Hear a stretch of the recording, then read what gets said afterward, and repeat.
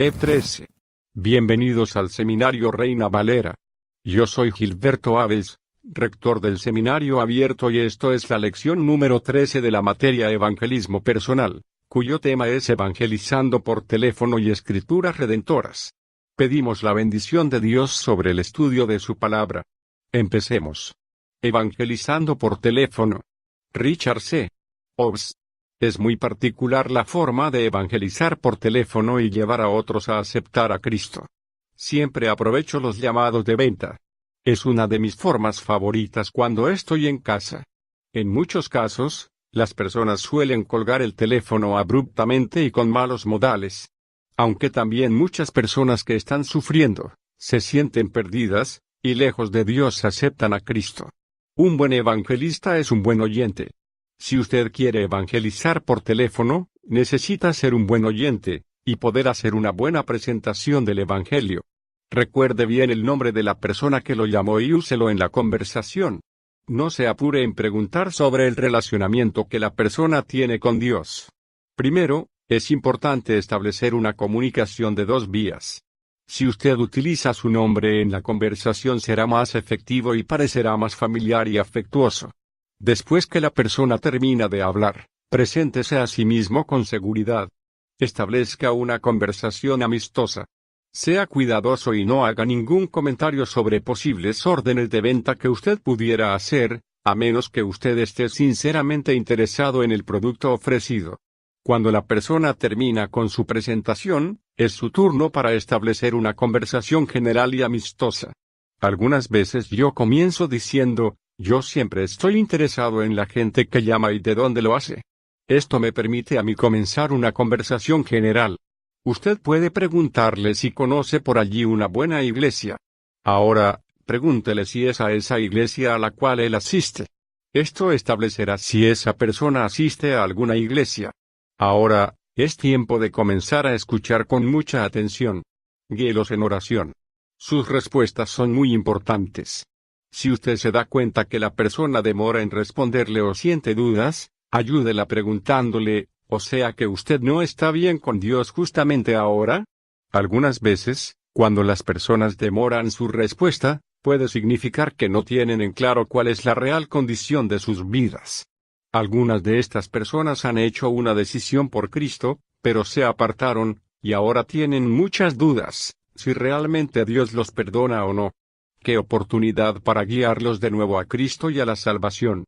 Ahora dígale: haga esto por favor, ore conmigo y pídale a Dios que lo ayude y lo guíe. Entonces, yo hago una oración general y luego le pido a Dios que el Espíritu Santo le traiga convicción de pecado y que abra su corazón a Cristo por medio de la oración. Esté seguro que cuando la persona repita esa oración, el Espíritu Santo estará obrando en su vida. Deje que el Espíritu Santo lo guíe. Recuerde que usted nunca tendrá una condición ideal para testificar. Utilice las oportunidades que tenga. Si la persona no quiere orar por teléfono, ni tampoco que usted ore por ella, discúlpese diciéndole: quiera Dios bendecirlo a usted y permitir que lo conozca. Antes de colgar el teléfono, usted pídale a Dios que toque esa vida. Yo tengo 2 líneas telefónicas en mi casa, y es interesante cuando la persona llama de nuevo por la otra línea y recuerda lo que habló conmigo anteriormente. Algunas veces cuando se da este segundo llamado, resulta en un compromiso por Cristo. Otras veces, esta es la manera de cerrar con la persona un tiempo de testimonio.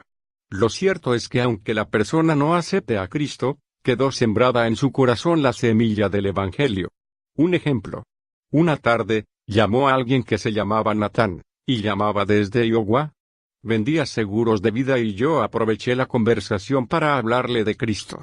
Yo espero que esta historia le dé un ejemplo de cómo una simple conversación puede cambiar la vida de alguien.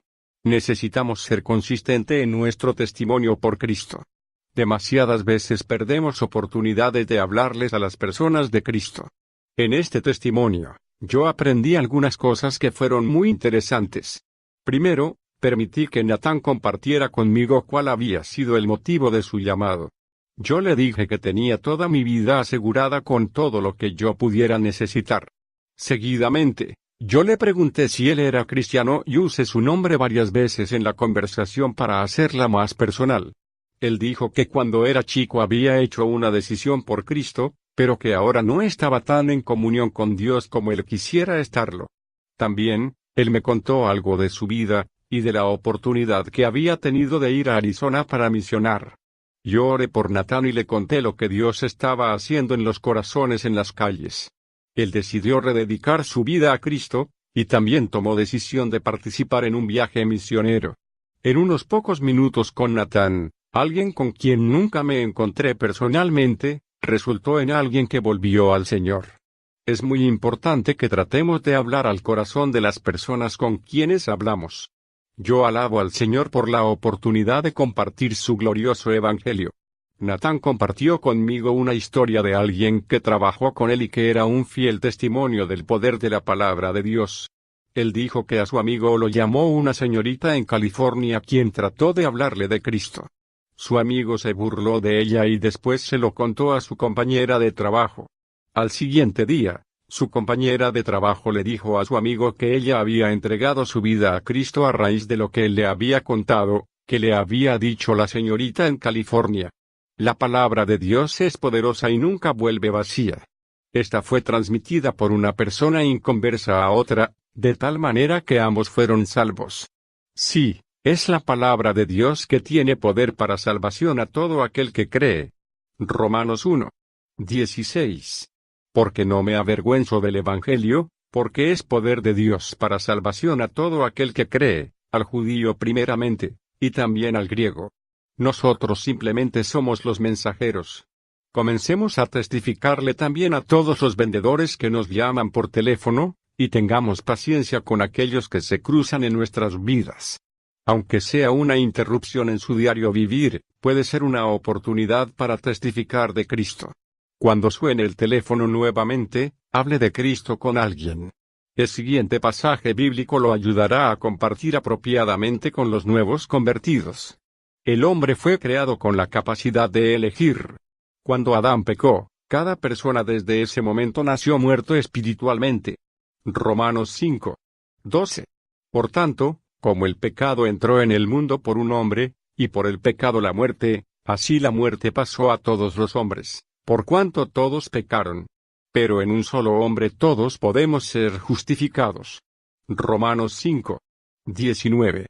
Porque así como la desobediencia de un hombre los muchos fueron constituidos pecadores, así también por la desobediencia de uno, los muchos serán constituidos justos.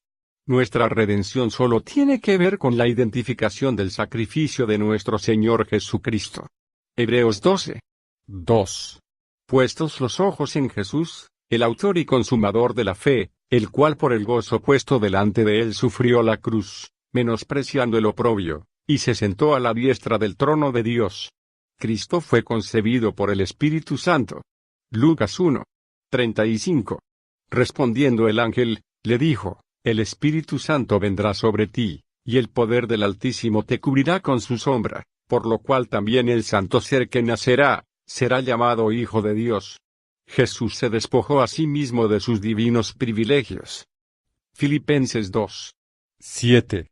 Sino que se despojó a sí mismo, tomando forma de siervo, hecho semejante a los hombres, se humilló a sí mismo, haciéndose obediente hasta la muerte, y muerte de cruz. Satanás no tiene ninguna demanda legal en contra de Jesús.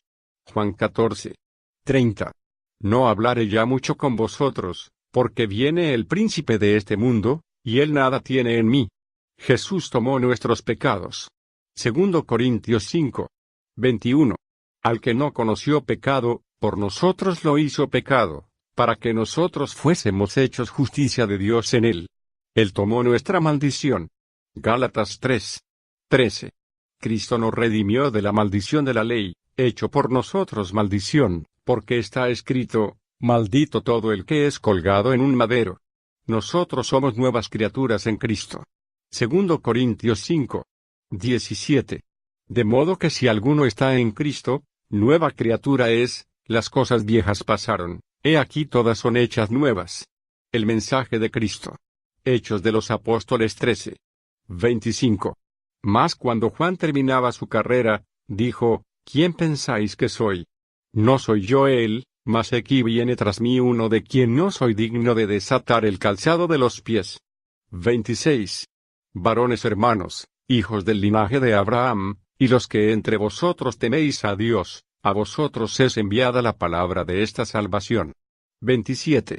Porque los habitantes de Jerusalén y sus gobernantes, no conociendo a Jesús, ni las palabras de los profetas que se leen todos los días de reposo, las cumplieron al condenarle. 28.